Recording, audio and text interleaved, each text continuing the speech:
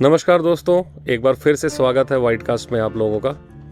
आप लोग लगातार कहानियाँ देख रहे हैं और इनफैक्ट मुझ में भी धीरे धीरे इम्प्रूवमेंट आ रहा है स्टोरी टेलिंग में, और वो आप ही की बदौलत है कि कमेंट्स जो आप लोग करते हैं उससे मेरे को इंस्पिरेशन मिलता है। That is important. तो आज मैं आपको 2 या 3 कहानियाँ सुनाऊँगा, straight coming to the point. ये हमारा 99वां एपिसोड है, 99th 100 वाले एपिसोड में 100th एपिसोड जो होगा उसमें कुछ स्पेशल मैं आपको दूंगा। कुछ सरप्राइज़ है, अभी बताने से फ़ायदा नहीं।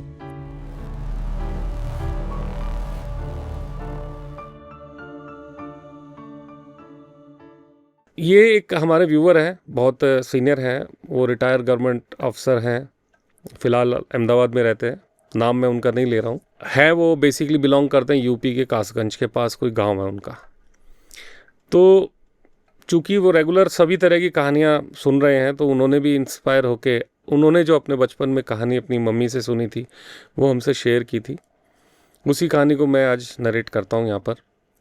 ये बात कासगंज की है, कासगंज के पास जब उनका विलेज है वहाँ की। बचपन में जब वो छोटे थे तो उनकी मदर ने ही उनको वो कहानी सुनाई थी, जो कि उनके परिवार में, उनके घर में उनकी छोटी मामी के साथ ही हुई थी। हुआ था कि छोटी मामी मध्य प्रदेश से कहीं विलेज में थी, वहाँ से शादी होकर कासगंज में उनके विलेज में आई थी। और वो बहुत सुंदर थी, बहुत सुंदर थी, लेकिन पढ़ी लिखी बिल्कुल नहीं थी। तो आने के बाद उनका घर का भी जो माहौल था, चूँकि कासगंज के पास जो उनका विलेज था, उनके घर का जो माहौल था वो बहुत अच्छा था, बहुत धार्मिक था। पूजा पाठ वगैरह हमेशा होती थी। सब लोग ग्रुप में रहा करते थे, न्यूक्लियर फैमिलीज़ नहीं होती थी।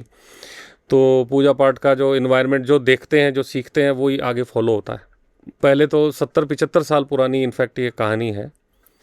तो ये फॉलो हो रहा था उनके साथ।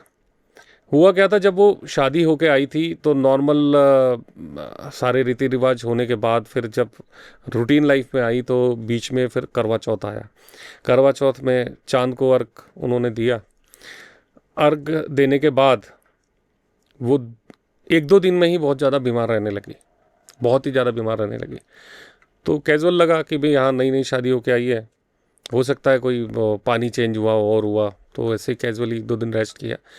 लेकिन तीसरे चौथे दिन के बाद उनके बिहेवियर में चेंज आने लगा। जैसे वो अपने हस्बैंड के कुर्ता पजामा पहनने लगी, और उनकी बॉडी लैंग्वेज वैसी हो गई जैसे आदमियों की बॉडी लैंग्वेज होती है। बॉडी लैंग्वेज में जब फ़र्क आने लगा तब थोड़ा बहुत ही चिंतित होने लगे घर वाले कि भाई क्या हुआ, ये अचानक क्या हुआ। बाकी सब नॉर्मल था, लेकिन बॉडी लैंग्वेज चेंज थी, कुर्ते पजामे पहनने लगी। अब नई बहू जो कि पढ़ी लिखी भी नहीं है और वो ऐसे सब करे तो सोचने की बात है ही। मीनवाइल ये और बिगड़ती गई, सिगरेट की डिमांड करने लग गई कि भाई मेरे को सिगरेट पिलाओ, सिगरेट पिलाओ। तो गांव वालों के डर से, मतलब क्या होता है, पहले बात आग की तरह फैलती है, एक से दूसरी गई, दूसरे से तीसरे घर में गई, तो फिर बदनामी का डर रहता है। तो उस चक्कर में वो क्या, उसको उनको बंद रखने लगे। इनिशियली तो उनको कमरे में बंद रखने लगे। खाना भी मतलब खिड़की से ही दिया, खिड़की से ही देना लग गए। और सुबह के टाइम सिर्फ उनकी जो मदर थी, उनकी सास थी, वो साफ़ सफाई कर देती थी रूम की, और 2-3 लेडीज़ और घर की जो है उसको उनको पकड़ के कपड़े पहनवाती थी। जो कपड़े वो खोल देती थी, मतलब कि जैसे साड़ी पहनाई है लेडीज़ की तरह, तो वो साड़ी को खोल के आदमियों की तरह धोती लांग डाल के ऐसे पहन लेती थी। तो वो समझ में तो उनको लगभग आ गया कि there is something wrong with her, कुछ तो गड़बड़ हुआ है। सिगरेट इतनी जिद करती थी, चीखती थी, चिल्लाती थी कि भी क्यों बंद कर दिया, मुझे क्या हुआ। सिगरेट की ऐसी जिद करती थी कि जिद मानने के लिए कि चुप रहे, उस चक्कर में 1-2 सिगरेट वो ला के देते भी थे घर वाले। सिगरेट पी के वो बिल्कुल ऐसे रिलैक्स फील करती थी, बिल्कुल जैसे फ्रेश हो गई हो। तो फिर कई उन्होंने अप्रोच किया आसपास वाले, जो ये भूत निकालने वाले, झाड़ फूँक वाले जो एक्सपर्ट होते हैं, पर किसी से कोई बेनिफिट हो नहीं रहा था। मतलब कि जाके तो दिखाया नहीं, खैर वो उनकी कंडीशन ऐसी थी कि बाहर ले जाएंगे तो और ज़्यादा तमाशा होगा। तो इसमें भी ऐसा होता है कि बहुत जो एक्सपर्ट लोग होते हैं वो नॉर्मली अपना स्थान छोड़ के आते नहीं है। बहुत बहुत ही रेयर होता है ऐसा कि भी वो अपने जगह छोड़ के आए और वहाँ पे आके इलाज करे। तो समहाउ किसी के रेफरेंस से उनको पता लगा कि भाई फलाने गांव में दूर आप जाओगे तो वहाँ पर एक इसी तरह का बंदा है जो भूत प्रेत वगैरह निकालता है। तो उससे काफ़ी रिक्वेस्ट की, तो काफ़ी मिन्नतों के बाद वो एक दिन आया।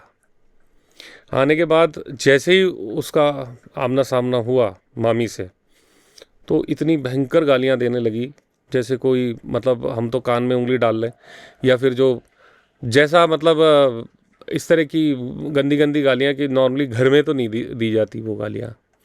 घर में तो खैर किसी भी तरह की नहीं दी जाती, लेकिन जब आदमियों वगैरह की लड़ाई होती है बहुत गंदे तरीके से, कम पढ़े लिखे स्तर की जो गालियाँ हैं वो गालियाँ देने लगी। तो वो उस दिन तो वो देख के चला गया बंदा। फिर उसने कहा मैं दोबारा आता हूँ। उसके कुछ दिन बाद वो आए वापस, और कुछ अपने पूजन सामग्री जैसे चावल हुआ, गूगल हुए, अगरबत्ती, धूप, ये सब उनको दे के गए नाना जी को कि भाई शाम को सामने, मतलब उनसे मिले नहीं, कि शाम को जब शाम हो तब आप ये अभिमंत्रित चीज़ें हैं इनको आप कमरे में ऐसे बिखेर देना। तो वैसा ही उन्होंने किया। जैसे शाम शाम हुई संध्या के टाइम में, तब नॉर्मली होता क्या था मामी के साथ, वो दिन भर चीख चिल्लाट करके बहुत थक थक हार के लेट जाती थी, सो जाती थी। तो जब वो सो रही थी तब शाम के टाइम वो उन्होंने पूरे कमरे में छिड़का वो सारी चीज़, जो चावल हैं और गूगल और अभिमंत्रित जो चीज़ें हैं छिड़की, धूप बत्ती वगैरह जलाई और कमरा कर दिया बंद। बंद करने के बाद फिर अंदर से फिर चीखने की और एक्सट्रीम चीखने की, चिल्लाने की आवाज़ आई, और ऐसा लगा कि वो किसी से बात कर रही हैं, जैसे कोई दूसरा आदमी भी है बात कर रही हैं। और ज़ोर ज़ोर से हंटर पड़ने की आवाज़ आई, और वो कहने लगा अरे मार दिया, अरे मार दिया, अरे बचाओ मुझे बचाओ। ऐसे इस तरह का पूरा मतलब आधा पौन घंटा 1 घंटा तक चला। फिर रुक रुक के ये सब चलता रहा। ये सब उनकी कार्रवाई थी बेसिकली, जो वो झाड़ फूक वाले करके गए थे अभिमंत्रित, तो वो उनकी कार्रवाई थी। ये चला सुबह 4 बजे तक। फाइनली 4 बजे तक वो निढाल होके गिर गई, मतलब कि रूम में ही लेट गई या गिर गई। 8 बजे के आसपास वो आए वापस झाड़ फूक वाले, और अपने हाथ में कोई जल लिया, उनके पास गए और जल की छींटों से उनको उठाया। अब जब उनको उठाया तब वो उठी। उठते ही फिर वो मेल आवाज़ में बात करने लगी। उन्होंने सीधा पूछा कौन है रे तू? तो बोला मैं शंकर लाल हूँ। तो बोले यहाँ कैसे? तो बोले कि मैं इसके पीहर में इसके घर के सामने रहता था जब ये शादी से पहले थी, और मैं इसके ऊपर बहुत आसक्त था। मैं पेशे से वकील था लेकिन बहुत गरीबी थी, तो मेरे को सिगरेट पीने की आदत की वजह से टीबी हो गई थी। और उस टाइम 70-75 साल पहले टीबी का कोई बहुत बड़ा ऐसा मेजर इलाज था नहीं, तो टीबी से डेथ्स भी बहुत होती थी। तो जब ये शादी होके गई और मेरी डेथ हुई, तो मेरी तो आसक्ति इस पे थी, तो मेरी मुक्ति भी नहीं हुई। मेरे मरने के बाद मैं मतलब भटकता रहा इसके चक्कर में। और चूँकि मैं इनके घर में बहुत गायत्री पाठ और पूजन पाठ वगैरह होता था, तो मैं घर में घुस नहीं पाया। तो इनके अभी आकाशगंज के पास वाले गांव के सामने, घर के सामने एक पीपल का पेड़ था। घर के बगल में मान लो, सामने बोल लो, पीपल बड़ा ब्रॉड होता है, उसकी ब्रांचेज अलग अलग कई घरों में जाती है, टच होती हैं। तो मैं उसमें रहने लगा। पूजा पाठ के कारण मैं घुस नहीं पाया अंदर। अब जब जिस दिन करवा चौथ के दिन ये रात को छत पे गई और चांद को अर्घ दिया, तो इन्होंने पीपल की डाली का एक सहारा ले लिया था। बस वही टाइम था कि जब मैं इसके अंदर प्रवेश कर गया।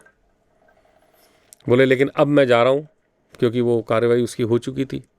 अब मैं जा रहा हूँ, अब ये मुक्ति हुई नहीं हुई क्या हुआ उसका, लेकिन उसको तो छोड़ना पड़ा। तो जैसे ही वो सारी कहानी सलटी, वो मामी कोने में जाके बैठ गई और पास में कोई पड़ा हुआ कपड़ा था, उससे अपना सर ढका। तब उनकी सास ने पूछा कि उनका नाम लेके आवाज़ थी। तो वो रेस्पॉन्ड किया उन्होंने अपनी वॉइस में, नॉट शंकरलाल की वॉइस में या किसी आदमी की वॉइस में नहीं, अपनी वॉइस में उन्होंने रेस्पॉन्ड किया। तो उसके बाद में वो नॉर्मल हो गई, बैक टू नॉर्मल लाइफ। अभी भी मतलब उनके मामी के बच्चे, हाँ मामी 60 या 68 ईयर्स तक वो जीवित रही थी। उसके बाद उनकी डेथ हुई थी। और जो हमारे व्यूअर हैं जिन्होंने शेयर की थी कहानी। उनकी मदर की डेथ 2014 में हुई थी। पूरी अपनी लाइफ लेके गई थी, आई थिंक 89 ईयर्स की एज तक वो थी। तो इस कहानी से बेसिकली, अब ये तो अनवांटेड एक तरह से आ सकती है, अगर कोई मतलब ये वो बात होगी कि अगर कोई सुंदर है तो वो क्या करे। ये तो बेसिकली वही बात होगी। घर में पूजा पाठ भी था और भी था, सब कुछ था। तो ये स्टोरी कई बार ऐसे इंसिडेंसेस हो जाते हैं, लेकिन वो आपकी कुंडली में होते हैं ना, तभी वो आपके ऊपर होते हैं। पहली बात तो ये। तो आई थिंक ये नरेट मैंने की है, उन्होंने लिख के दी थी मुझे, और मैं सही से कन्वे कर पाया हूँ। ये नॉर्मली होता क्या है कि गोस्ट हैं, स्पिरिट्स हैं, पैरानॉर्मल जो अनडिजायर्ड सोल्स हैं, ये चीज़ें कहीं ना कहीं ट्रैप होकर रह जाती हैं। कुछ घरों में रह जाती हैं, कुछ जो अनसेटिस्फाइड है, कोई पेड़ों में शरण ले लेती हैं, किसी ऐसी जगह पे जहाँ पे मोमेंट कम है या जहाँ पे उन्होंने लास्ट ब्रेथ ली है वहाँ रह जाती हैं। इससे पहले वाली स्टोरी में भी ऑलमोस्ट वही इंस्पिरेशन था कि वो जो डेथ हुई थी जिसकी, वकील की, वो उनको आसक्ति थी, उनकी कुछ डिज़ायर्स थी, अनफुलफिल्ड डिज़ायर। तो उस चक्कर में वो पोर्टल में नए बर्थ की तरफ नहीं बढ़े आगे, अपने जो भी उनको मिलना था, ट्रैवल करना था नेक्स्ट लाइफ के लिए। अब ये जो कहानी है, ये एक और हमारे व्यूवर ही हैं, दिल्ली की रहने वाली हैं, born and bought up in Delhi only. फ़िलहाल वो साउथ दिल्ली में टीचर हैं, और एज़ यूजुअल नाम लोग हिडन रखना चाहते हैं, और हम भी चाहते हैं कि एग्जिस्टिंग उसके अंदर कुछ लोग चाहते हैं कि नाम आए, कुछ लोग नहीं चाहते कि कोई स्टोरी रिलेट करे, फिर कोई बात बनाए। लेकिन क्या होता है कि ये प्लेटफॉर्म ऐसा है, इस प्लेटफॉर्म पे अगर आपने अपनी बात कह दी तो एक मन में से, दिमाग में से एक बोझ हल्का हो जाता है। तो अभी रिसेंट ही 2-3 दिन पहले ही उन्होंने अपनी स्टोरी मेरे को बताई थी, छोटे सी। उनको कोई कन्फ्यूज़न था कि ये सब हुआ था, लेकिन कहीं ना कहीं बैक ऑफ द माइंड ये बात 2000 की, 2003 की, 2004 की बात है। अब मैं स्टोरी सुनाता हूँ आपको। सन 2000 में उनकी शादी हुई थी, और ये बात है प्रीत विहार की, दिल्ली में ईस्ट दिल्ली की प्रीत विहार की बात है। 2000 में जब शादी हुई तो 2003 तक उनको प्रेशर बनाने लगे उनके फैमिली वाले, मतलब सास ससुर थोड़े कंजर्वेटिव माइंड के थे। उन पे प्रेशर बनाने लगे कि भाई जल्दी बच्चा कंसीव करो, बच्चा कंसीव करो। तो उस चक्कर में उन्होंने कंसीव किया। जैसे ही कंसीव किया बच्चे को, तभी उनके ज़िंदगी में बहुत उथल पुथल आया, उतार चढ़ाव आए। मतलब कई बार होता है कि कोई किसी का कोई बर्थ हो रहा होता है, वो अपना भाग्य लेके आता है, या कुछ चेंज चाहता है वो, जहाँ आप रह रहे हो, कुछ कर रहे हो। तो जैसे ही वो आया तो मतलब खिलाफत एक तरह से उनकी होने लगी। तो उन्होंने डिलीवरी के लिए उनको अपने पीहर में भेज दिया। खैर, डिलीवरी होने के बाद जब वो बेटा 6 महीने का था, तब उनके हस्बैंड ने एक अलग हाउस रेंट पे लिया प्रीत विहार में ही। 2 BHK तो अब चले हैं। नॉर्मली इधर दिल्ली में तो सारे हाउसेज ऐसे हैं कि ज़मीन पे बने हुए हाउस होते हैं, कई पोर्शंस उसमें होते हैं। इधर ये एक रूम सेट अलग दे दिया, 2 रूम सेट अलग दे दिया, ऊपर वाला अलग दे दिया, पीछे वाला किसी को अलग दे दिया। इस तरह से ज़्यादा बसावट है पुरानी दिल्ली की। तो हालांकि पुरानी दिल्ली नहीं, वो एक्सटेंडेड दिल्ली का पार्ट है प्रीत विहार, जमुना पार्क की बात है। तो एक 2 BHK पोर्शन उन्होंने लिया, जिसमें एक रूम में तो किचन था, साथ में एक रूम और टॉयलेट के लिए उनको फर्स्ट फ्लोर पे जाना था, और एक रूम थोड़ा नीचे, तो मेज़नाइन फ्लोर टाइप ऐसे बना हुआ था। तो मेज़नाइन वाला जो था, बेसमेंट टाइप जो था, वो तो उन्होंने स्टोर में कन्वर्ट कर दिया था। तो एक रूम में वो रहते थे। जैसे ही वो उस घर में पहली बार घुसी, वही बड़ा पिक्यूलियर सी पंजेंट स्मेल उनको आई, और बड़ा अनईजी सा लगा। अब चूँकि पहले मध्यम वर्गीय के पास, और इनफैक्ट आज भी जिनके पास लिमिटेड रिसोर्सेज होते हैं, उनके पास ज़्यादा ऑप्शंस नहीं होते हैं। मतलब जो सेलेक्ट हो गया, जहाँ उनको जाना था जिस प्रॉपर्टी में, उस प्रॉपर्टी में वो गए, और उन्होंने वहाँ पे शिफ्ट किया अपने 6 महीने के बेटे के साथ। और साथ में उसमें लिजर्ड्स बहुत थी।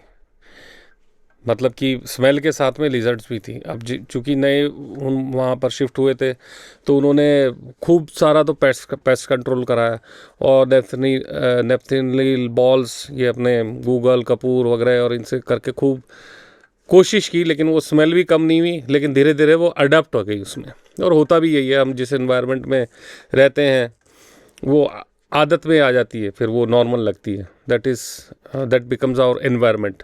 लेकिन कभी वो खुश नहीं रही उसमें, मतलब बहुत सारी टेंशन्स, कभी कुछ दिखा भी नहीं उनको। उनका कन्फ्यूज़न इनफैक्ट यही था, मेरे को जब ये स्टोरी शेयर की थी उन्होंने, तो उनका कन्फ्यूज़न यही था कि ये सब मेरे साथ हुआ तो क्या ये पैरानॉर्मल है। तो रिज़ल्ट पे मैंने भी ये कहा था पैरानॉर्मल है। अभी इंसिडेंसेस और मैं बताता हूँ आपको। अब जब वो रहने लगी तो डेफिनेटली अपने हस्बैंड से शेयर उन्होंने किया कि भाई ये सब मेरे को ऐसा फील होता है। बेटा भी बीमार रहने लगा, खूब उसको लगातार जैसे जुकाम रहना, बार बार जुकाम रहना, वो वाली प्रॉब्लम रही। हालांकि 5 साल के से छोटे जो बच्चे होते हैं उनको वैसे भी बहुत सारे इम्यूनिटी डेवलप करने में बड़ा टाइम लगता है। तो 2004 में आई थिंक उन्होंने ये शिफ्ट हुए थे। 2003 में, 3 का बर्थ बेटे का है, 2004 में जून के आसपास उस प्रॉपर्टी में गए थे। तो वहाँ जाके बहुत ही अनईजी रहना। 2 इंसिडेंसेस और, भरी गर्मी में पंखा चल रहा है लेकिन पंखा बंद हो जाना, ऑटोमेटिक स्विच ऑफ हो जाना मिनटू से, और भरी सर्दी में एसी का ऑन हो जाना, फुल ठंडा में एसी का ऑन हो जाना। तो ये सब बातें जब आप हस्बैंड से शेयर करती थी तो कहती है अरे वहम होगा तुम्हारे, इसे ही दब गया होगा। ये नॉर्मली सपोर्टिव उनके, मतलब वो हस्बैंड ज़्यादा सपोर्टिव थे नहीं। तो एक बार हुआ क्या, वो पड़ोस के किसी मंदिर में, जैसे मोहल्ले के मंदिर जो होता है वहाँ गई। वहाँ पे कोई एक पड़ोसन ऐसे लेडी से बात हुई, उसने इस घर की हिस्ट्री उनको बताई कि भाई आपसे पहले कई साल पहले यहाँ पर एक सिख फैमिली रहती थी, और उनमें से उस सिख फैमिली में जो वाइफ थी उनकी 3 साल की डॉटर थी, और वो प्रेग्नेंट भी थी। ड्यूरिंग द प्रेगनेंसी उनके कॉम्प्लिकेशन इतने ज़्यादा बढ़े, जब बर्थ के टाइम, डिलीवरी के टाइम इतने बढ़े कि बच्चा लड़का हुआ लेकिन 2 महीने तक ही वो सरवाइव कर पाई। मतलब बच्चा रहा लेकिन वो सरवाइव, उन्होंने अपनी आखिरी सांस वहीं छोड़ी। उसके बाद में वो कुछ टाइम बाद वो शिफ्ट हो गए वहाँ से।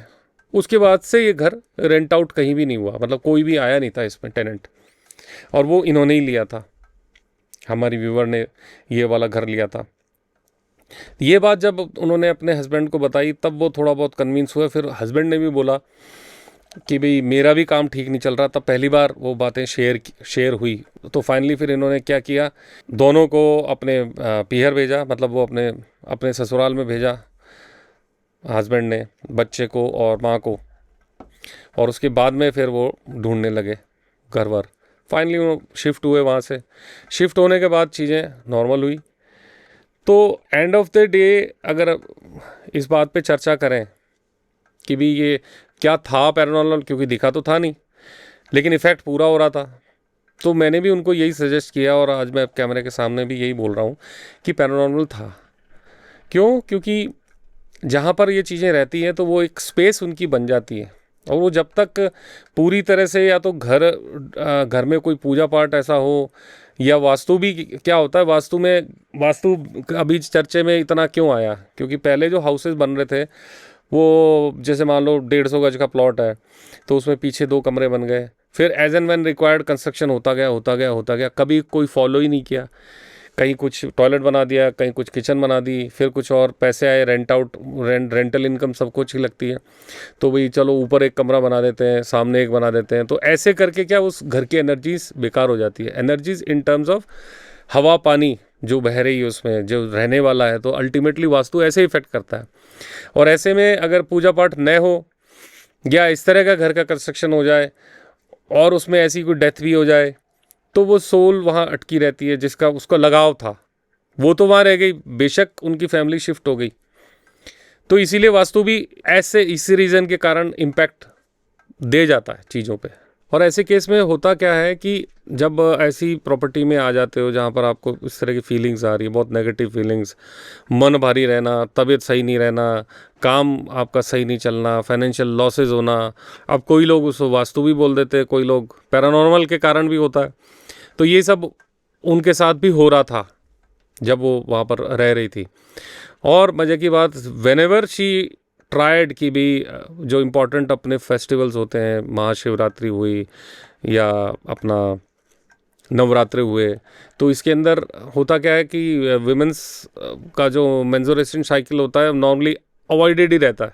लेकिन कभी भी जितने साल वो उसमें रही, उसी टाइम में वो उनके पीरियड्स वहाँ पे हुए, तो वो कभी ढंग से न तो नवरात्रों की पूजा हुई, न कोई इम्पोर्टेंट फेस्टिवल। जब भी वो होता, वो कोइंसिडेंस ऐसा बनता कि वो ओवरलैप हो ही जाता।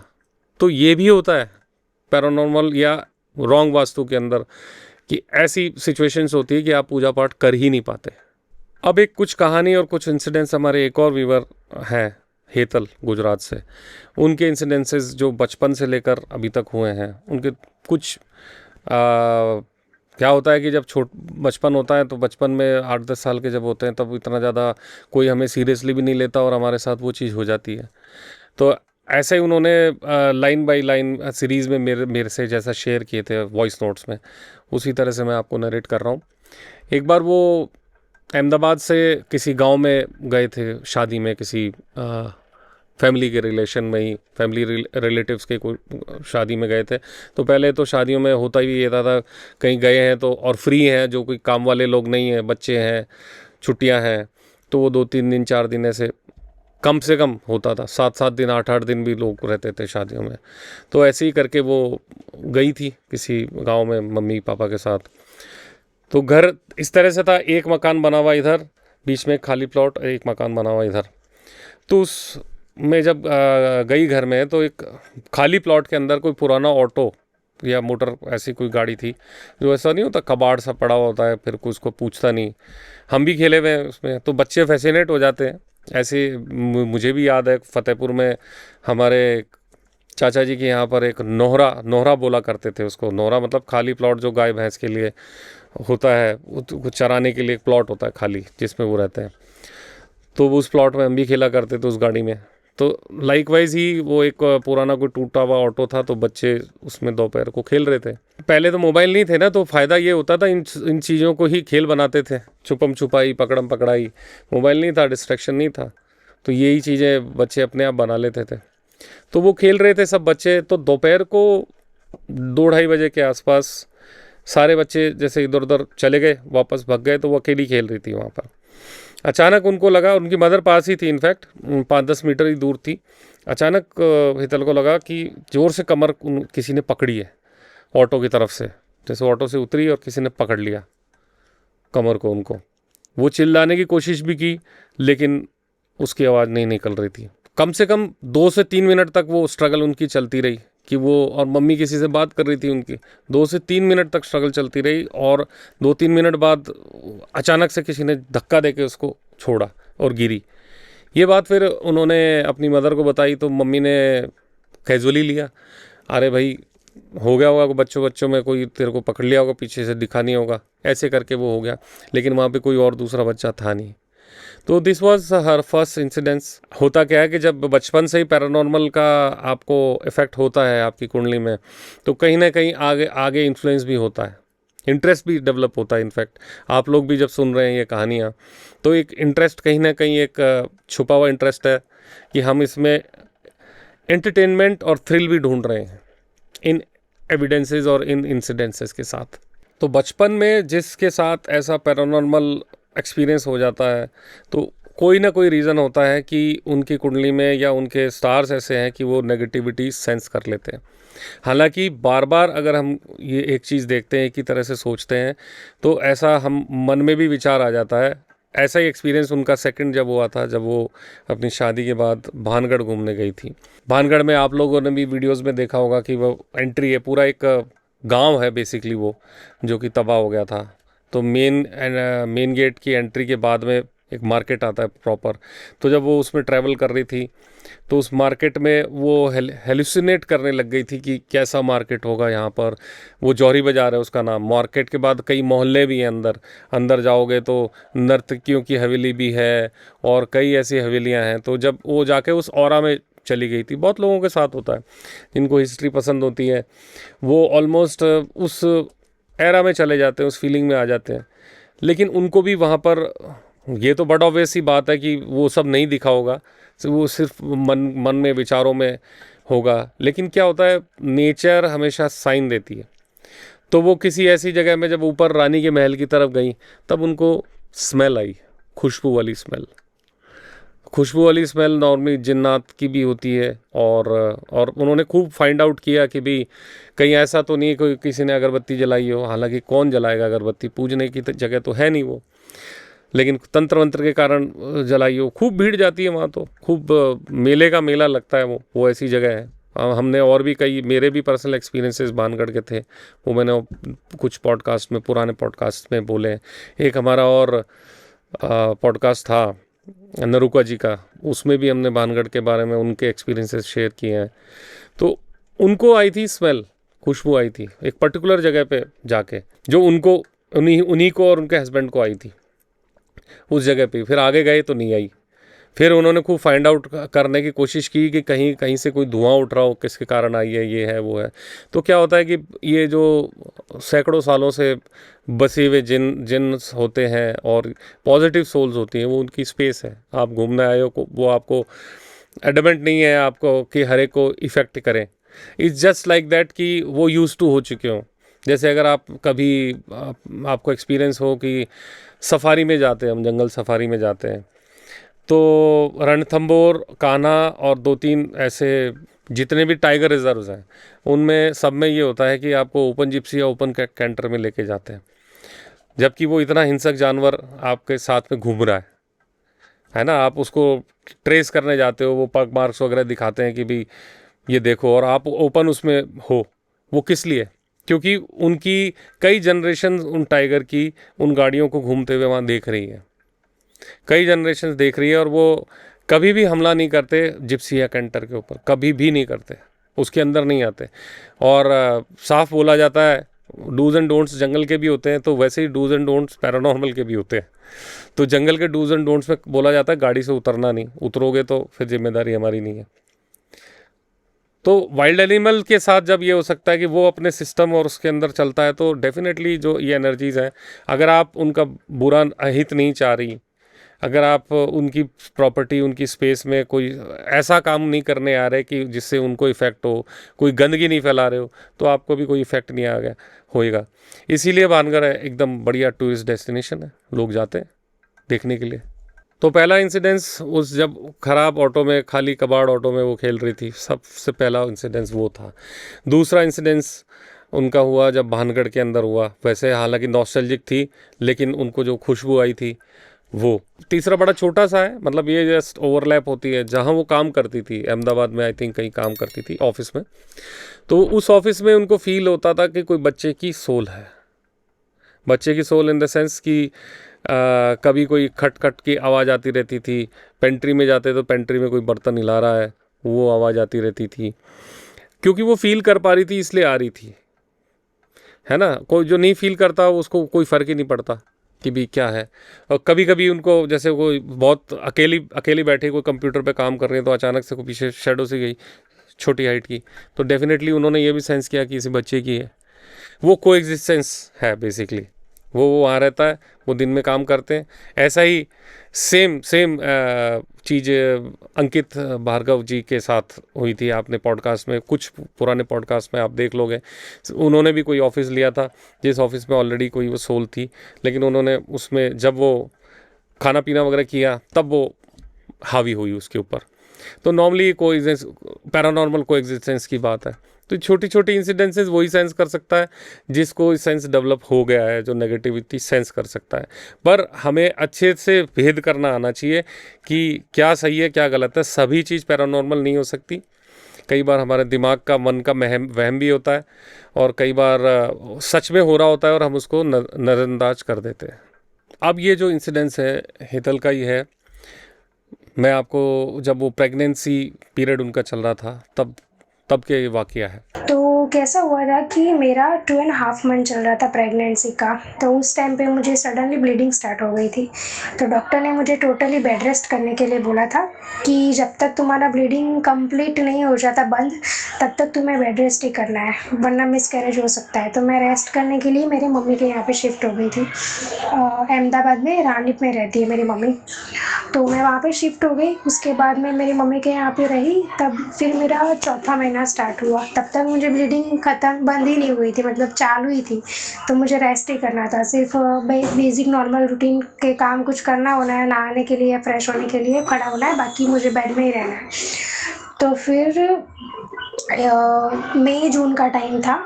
मई का एंडिंग था और जून का स्टार्टिंग, ऐसा ही बोल सकते हैं, ऐसा टाइमिंग था। तो हमारे यहाँ पे गर्मी बहुत रहती है गुजरात में। तो प्रेगनेंसी की वजह से मुझे गर्मी बहुत ही, वैसे भी बॉडी टेम्परेचर मेरा हाई बहुत रहता था प्रेगनेंसी में। तो हमारे घर के आगे बहुत बड़ा आंगन है। तो गर्मी का टाइम था, तो हम जॉइंट फैमिली में रहते हैं। तो बड़ी मम्मी और सब लोग घर के आंगन में सोते हैं खाट डाल के। तो मैंने मम्मी को बोला कि मैं भी, मम्मी गर्मी मुझे बहुत लग रही है, तो मैं बाहर सो जाऊंगी, बड़ी मम्मी तो है उनके साथ। तो मम्मी ने और सबने मुझे मना ही किया कि नहीं नहीं, तुम ऐसे प्रेग्नेंट हो तो नहीं सो सकती बाहर, क्योंकि रात का टाइमिंग ठीक नहीं होता ना, इसलिए। फिर भी मैंने ज़िद किया, नहीं कि मम्मी मैं बाहर ही सोऊंगी, क्योंकि मुझे गर्मी बहुत होती है। और वैसा इतना टाइम हुआ था कि मुझे रात में नींद ही नहीं आती थी। सुबह के 5 बजे के बाद ही मुझे नींद आती थी। प्रेगनेंसी में मेरा ये रूटीन हो गया था कि पूरी रात मुझे नींद नहीं आएगी और फिर सुबह 6 बजे के बाद मुझे नींद आएगी, 5 या 6 बजे के बाद। तो उस दिन मैंने बोला कि मम्मी और सब लोग मान गए, मम्मी मान गई कि ठीक है चलो कोई बात नहीं, बाहर सो जाना, बड़ी मम्मी तो है ही तुम्हारे पास। तो फिर मैंने बोला ठीक है। तो फिर उस रात पता नहीं इतने टाइम मुझे नींद नहीं आई, और उस रात पता नहीं क्या हुआ, तो मेरी आँख लग गई। तो हम लोग सो गए। अभी 11:30-12 बजे का आसपास हुआ।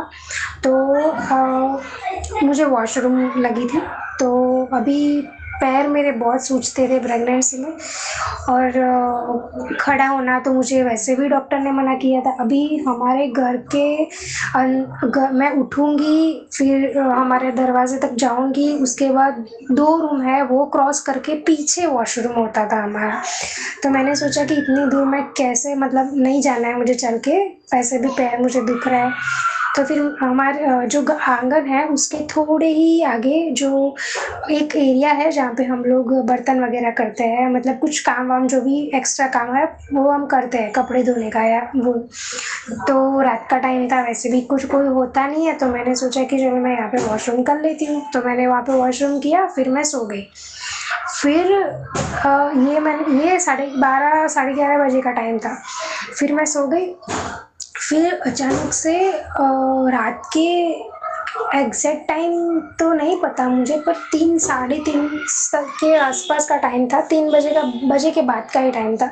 सडनली मुझे ये हुआ कि अचानक से मेरी बॉडी में पूरी ठंड लगने लगी। मुझे ठंड मतलब अभी मई, मतलब हमारे गुजरात में मई में तो मतलब मर जाओ आप, गर्मी में इतनी गर्मी होती है। तो ऐसी गर्मी में मुझे जैसे 16 टेम्परेचर पे किसी ने एसी चला हो ना, ऐसी ठंड मुझे होने लगी पूरी बॉडी में। तो मैं थोड़ी नींद में भी थी और थोड़ी जगी हुई भी थी कि यार इतनी मुझे क्यों ठंड लग रही है इतनी गर्मी में। फिर मतलब अचानक ऐसा हुआ कि जो हमारी, जहाँ पे हम काम करते हैं, जो मैंने बताया मैंने वॉशरूम किया था, उसके पीछे एक दीवार है, उसके पीछे एक मकान है, मतलब हमारे नेबर है। तो वो जो मकान है वहाँ पे जो आंटी रहती है, वो आज से करीबन 17-18 साल पहले एक्सपायर हो गई थी।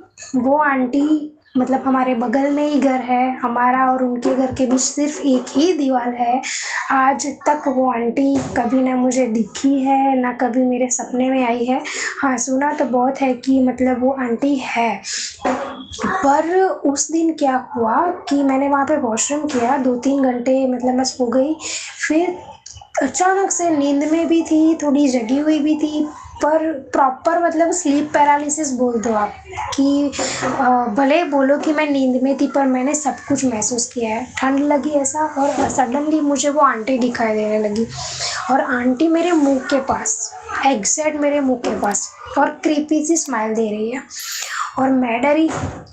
और और सपने में भी मैं ये सोच रही हूँ कि मैं तो सो गई हूँ, मुझे ये ठंड लग रही है, और ये सपना है या हकीकत है, क्योंकि मैं फील तो कर रही हूँ प्रॉपर, मैं उनको प्रॉपर देख पा रही हूँ, वो मेरे मुंह के पास खड़ी है। पता नहीं क्या हो रहा है, ये सब हो रहा है, ये सब चीज़ें 2-3 मिनट तक चली, 2-3 सेकंड भी नहीं, 2-3 मिनट तक चली। मतलब मैं इतनी डर रही हूँ सपने में भी, और फील भी कर रही हूँ कि नहीं यार ये सपना नहीं, मैं मुझे सच में क्यों ये सब महसूस हो रहा है ऐसा। फिर सडनली क्या हुआ कि जिनको मैं मानती हूँ उनको मैंने याद किया, हमारे जो भी पितृ हैं उनको, तो हम पूछते हैं उनको, क्योंकि हम मेरे जो हस्बैंड है उनका एक फ्रेंड है जो ऐसा कुछ प्रॉब्लम हो तो प्रेगनेंसी में धागा बना के उसने मुझे दिया था, ब्लीडिंग था ना उस टाइम पे, कि बच्चा सेफ रहेगा, कुछ नहीं होगा ऐसा। तो वो धागा भी मेरे पास था बांधा हुआ। फिर सडनली सपने में मैं उठ के घर में चली गई, ये सब मैं फील कर रही हूँ, तो थी मैं बेड में ही थी, पर ये सब मैं फील कर रही हूँ। और मैं, मेरी बड़ी मम्मी मेरे पीछे ही थी, सो रही थी, तो मैं आवाज़ लगा के उनको बुलाने जा रही थी, पर मेरे मुंह से आवाज़ नहीं निकल रही थी, जैसे मेरे गला पकड़ के किसी ने फ्रीज कर लिया हो, ऐसा हुआ मुझे। और सपने में मैं उठ के घर में चली गई, घर में जाके मैं मेरी मम्मी को बोल रही हूँ कि मम्मी वो बाजू में जो आंटी एक्सपायर हो गई है वो आज तक कभी मुझे नहीं दिखी, अभी मुझे वो दिख रही है। और ऐसे बोल के मैं रोके मेरी मम्मी से बात कर रही हूँ सपने में, और सडनली जो हमारे जिनका धागा मैंने बांधा था प्रेगनेंसी में, जो पितृ का, सडनली वो मुझे दिखाई दे सपने में, और उन्होंने मुझे बोला, और मतलब पूछा कि कैसे हो तुम, मैंने बोला ठीक हूँ, पर ये जो यहाँ पे वो खड़ी है वो मुझे दिख रही है, वो मुझे ऐसे परेशान कर रही है, मतलब मैं डर रही हूँ। तो मेरे पितृ ने मुझे बोला कि जब तक मेरा धागा तेरे हाथ में है और जब तक मैं तुम्हारे पास हूँ तब तक तुम्हें या तुम्हारे बच्चे को मैं कुछ नहीं होने दूंगी, कुछ नहीं होगा, ऐसा उन्होंने मुझे बोला। और ऐसा बोलने के बाद सडनली वो जो मुझे लेडी दिखी थी वो ऐसे ही डिसअपियर हो गई, जो वाइट शैडो में वो जो दिखी थी वो ऐसे ही डिसअपियर हो गई, और वो ऐसे ही चले गए। फिर मैं गई अंदर, मम्मी तो थी मेरे पास, और ये सब कुछ मेरा सपने में ही चल रहा है, और था ये स्लीप पैरालिसिस ही। फिर मेरे जो पितृ हैं उन्होंने मुझे आशीर्वाद दिया सपने में, और मुझे ये बोला, तब मेरा चौथा महीना चल रहा था, चौथे महीने में मुझे मेरे जो जो भी आशीर्वाद देने आए थे उन्होंने मुझे बोला कि तू टेंशन मत दे, तेरे बच्चे को मैं कुछ नहीं होने दूंगी, और मैं तुझे बहुत ही अच्छा और हेल्दी लड़का दूंगी। उन्होंने मुझे तब प्रेडिक्ट कर दिया था। फिर ये सब हुआ और सडनली मेरी आँख खुल गई, और जैसे ही मेरी आँख खुली मुझे ऐसा फील हुआ कि मेरे आगे से कुछ वाइट शैडो करके कुछ गया, मतलब कुछ निकल के चला गया ऐसा। फिर मैं उठ के घर में चली गई, फिर मैंने मेरी मम्मी को बताया कि मम्मी मेरे साथ ये सब हुआ। तब करीबन 3:30-4 बजे के आसपास का टाइमिंग था, मम्मी को बताया, फिर सबने मुझे डांटा कि वैसे ही हमने मना किया था तुझे ऐसे सोने के लिए बाहर। और ये मतलब ये प्रेगनेंसी में मेरा एक्सपीरियंस हुआ था, ये 2021 की बात है। और फिर उसके बाद तो मैंने बंद ही कर दिया बाहर बाहर सोने का भी। और आप मानोगे नहीं सर, वो जो पितृ थे उन्होंने चौथे महीने में मतलब प्रेडिक्ट कर दिया था कि हेल्दी अच्छा बेटा दूंगी तुम्हें। और सच में आज मेरा एक लड़का है, 4 साल का है, हैप्पीली हेल्दी, मतलब प्रेडिक्शन भी सच हुआ और मेरे बेटे को भी कुछ नहीं हुआ। और मुझे ऐसा फील होता है कि शायद से उस दिन उनके आशीर्वाद नहीं होते और शायद वो धागा मेरे पास मेरे हाथ में नहीं होता तो कुछ ना कुछ मेरे साथ गलत हो जाता, क्योंकि मुझे ऐसा लगता है कि वो आंटी जब जिंदा थे तब वो जो हम दोनों के हम लोगों के घर के बीच में जो दीवार थी वो बहुत छोटी थी, इतनी बड़ी नहीं थी।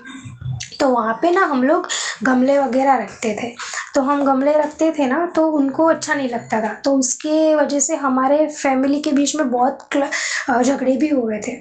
तो मुझे ऐसा लगता है कि शायद से वहाँ पे मैंने वॉशरूम किया था, उस वजह से वो आंटी ऐसे ही मेरे सपने में आ गई और मुझे मतलब ऐसा होगा उनको कि ये मेरी जगह है, यहाँ पे ऐसा कुछ क्यों किया। वैसे भी ये सब चीज़ें होती है कि कहीं पे किसी की जगह हो यार, वहाँ पे आप वॉशरूम वगैरह कर लो, तो अब मतलब ये ठीक नहीं होता। मतलब ये बात तो मैंने मम्मी को बोली ही नहीं कि मैंने वहाँ पे वॉशरूम किया था इसलिए, वरना तो मेरी तो मतलब फील्डिंग ही लग जाती उस टाइम पे। तो ये सारी चीज़ें हुई थी मेरे पास। तो मुझे ऐसा लगता है कि जब वहाँ पे मैंने वॉशरूम किया था, इस वजह से वो आंटी मेरे सपने में आई थी। पर ये मतलब एक्सपीरियंस ऐसा था ना कि मैं ऐसा बोल ही नहीं सकती कि मैं सपने में ही थी। मैंने सब कुछ मतलब फ़ील किया है, उनको ऐसे प्रॉपर मैंने देखा है, मुझे ठंड लग रही थी, सारी चीज़ें। और ये भी तो है ना कि वो पितरों ने हमारे प्रेडिक्ट किया था चौथे महीने में कि बेटा दूँगी, और आज सच में मेरा 4 साल का बेटा है। तो ये मैंने प्रेगनेंसी में फ़ील किया था, जो एक्सपीरियंस मतलब फिर मैंने मेरे मम्मी को और फैमिली में बताया था। उसके बाद मैंने घर में बाहर बाहर सोना बंद कर दिया था। तो ये मेरे साथ हुआ था एक। तो ये दूसरी टाइम हुआ है कि हमने किसी हमारे व्यूअर का डायरेक्ट वॉइस नोट आपको सुनाया है। पहले एक वो नूरबानो का कोठा सविता कपूर जी का था, उनकी पोइट्री थी, बेसिकली बहुत बढ़िया पोइट्री थी और उसका अच्छा रिस्पॉन्स आया, उसको यूज़ किया। तो एक डायरेक्ट मर्म किसी बात का आ सकता है, वो तो डायरेक्टली जो आदमी नरेट करता है उसके साथ आ सकता है।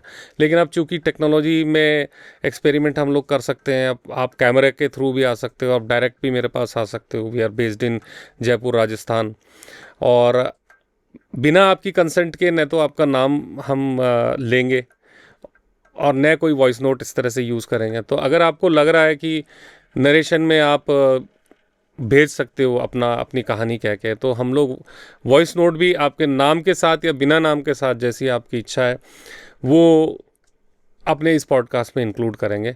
और मैं चाहता हूँ कि अगर रेगुलरिटी आप चाहते हैं मेरे से भी बनी रहे, क्योंकि पैरानॉर्मल ऐसा भीड़ में मिलने वाली चीज़ तो है नहीं। वीकली मैं कर पा रहा हूँ, वो आप लोगों के सपोर्ट के कारण ही कर पा रहा हूँ, क्योंकि बहुत it is not always possible to have some guest on the podcast. मुझे कहानियाँ ही कहनी पड़ेगी, तभी रेगुलर बेसिस के ऊपर हम चलेंगे। तो आप लोगों से भी रिक्वेस्ट है कि अपनी कोई भी ऐसी स्टोरी हो, आपने सुनी हो, आपके साथ हुई हो, आपकी फैमिली में हुई हो, तो प्लीज़ मेरे को वॉइस नोट्स में या टेक्स्ट में मेरे मोबाइल नंबर पे या ईमेल पे, जैसे भी आपको कन्वीनियंट हो, या अगर आप चैनल पे भी आना चाहें तो most welcome. Just contact on my phone number. I hope ये जो अलग अलग इंसिडेंसेस अलग अलग लोग जो शेयर किए हैं मेरे साथ, मैंने नरेट किए हैं, ये कहीं ना कुछ रेलेवेंट मैसेज हर एक के लिए छोड़ रहे होंगे। ये वही इंसिडेंसेस हैं जो बाद में कहानियाँ बन जाती हैं, और कहानी के माध्यम से हम उनका एक रिकॉर्ड, एक तरह से ऑथेंटिक कहानियों का रिकॉर्ड मेंटेन कर रहे हैं वाइडकास्ट में। आई थिंक आप सब लोगों को चैनल पसंद आ रहा है और काफ़ी सब्सक्रिप्शन भी मेरे को मिल रहा है। और जो फर्स्ट टाइम चैनल पे आए हैं, मेरी रिक्वेस्ट है कि आप प्लीज़ ज़्यादा से ज़्यादा इसको शेयर करो अपने अपने लाइक माइंडेड लोगों के साथ, क्योंकि पैरानॉर्मल हर कोई सुनता भी नहीं, और अच्छी इंस्पिरेशनल चीज़ें हैं। कंक्लूज़न तो हमेशा ट्रस्ट पे ही आता है कि देयर इज़ समवन जो हमारा ध्यान रख रहा है। Thank you so much for watching.